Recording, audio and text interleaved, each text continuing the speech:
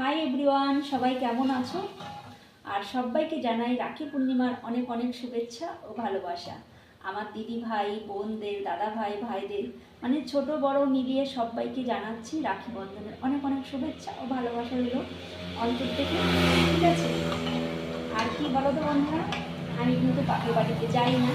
ঠিক আছে, ওদের সাথে আমার সম্পর্ক নেই আজকে অনেক বছর ধরে। ঠিক আছে, বিয়ের পরের থেকে ওরা কখনো আমাকে মেনে নেয়নি, আর আগে গিয়ে ওরা আমাকে মেনে নেবে না। আমার কিন্তু তিনটে ভাই না, তাও দাদা। ঠিক আছে, তো প্রথম প্রথম ভাবতাম যে আমি হয়তো ভুল করেছি, কিন্তু এখন ভাবি যে না, আমি কোনো ভুল করিনি, আমি যেটা করেছি ঠিক করেছি। আর এটা ভাবতে আমি সত্যি এখন বাধ্য হচ্ছি, কারণ দাদার মেয়ের পরপর দুটো দাদার মেয়ের বিয়ে হয়ে গেছে, কেউ আমাকে ডাকেনি। ঠিক আছে, তখনও প্রচণ্ড কান্না করেছি যে আমি এতটাই মানে একটা খারাপ কাজ করেছি যে আমাকে কেউ মেনে নিচ্ছে না। ঠিক আছে, কিন্তু এখন ভাবি যে না, ঠিক আছে, ওরা তো বেশ ভালোই আছে। ঠিক আছে, তো নিজের মনটা কেন খারাপ করবো? ওরা যদি আমার জন্য না কাঁদে, আমি প্রচুর কেঁদেছি।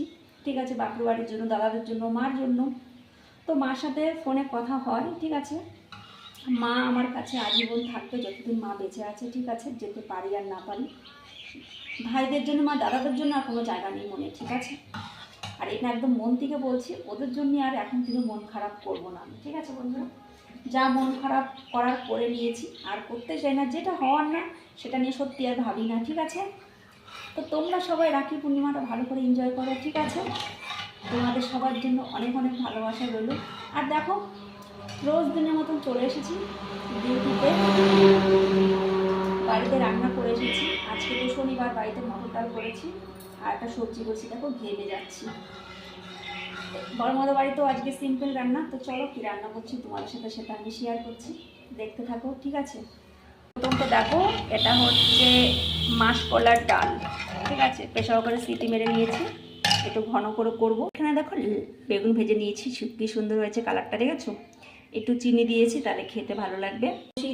এইখানে দেখো অল্প একটু দেখেই বুঝতে পারছো, এটা হচ্ছে থোর।